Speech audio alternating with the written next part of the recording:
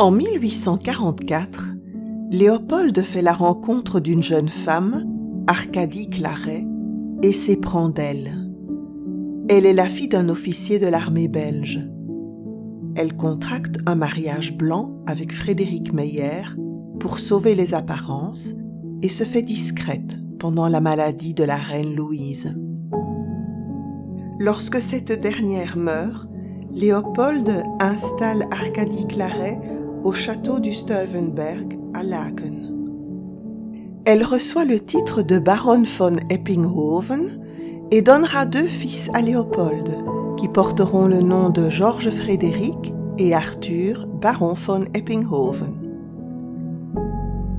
En 1861, Léopold est frappé par des deuils familiaux qui le touchent énormément. Le décès de ses frères Ferdinand et Jean, puis celui de sa sœur, Victoire, mère de la reine Victoria du Royaume-Uni, ne sont que le début d'une série noire. Le décès de son neveu, le prince consort Albert, époux de la reine Victoria, survient ensuite. Très lié à la famille britannique régnante, il décide de se rendre aux funérailles afin de consoler Victoria.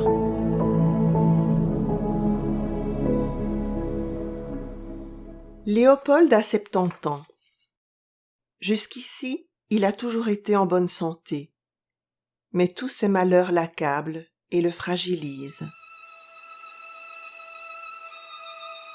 Lors de son séjour en Grande-Bretagne, il est pris de terribles douleurs dans le bas du dos. Les médecins de la cour sont convoqués. Il est cloué au lit.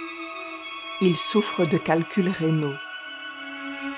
De retour en Belgique, le roi subit plusieurs interventions chirurgicales et s'obstine courageusement à effectuer ses tâches protocolaires habituelles. En début d'année 1865, Léopold est frappé d'une congestion cérébrale. Son rétablissement est lent et peu convaincant.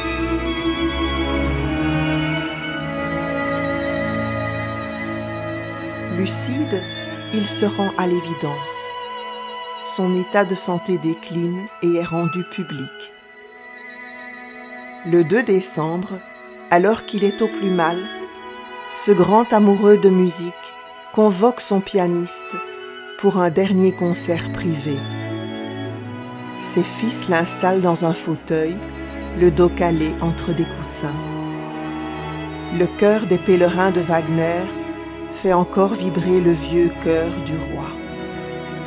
Léopold, son aîné, garde un œil bienveillant sur son père, tandis que sa fille Charlotte réajuste la couverture déposée sur ses genoux.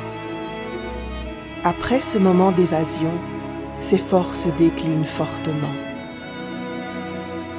Dans le palais, une veillée macabre se prépare. La nuit du 10 décembre est difficile. Il est temps de faire ses adieux au roi.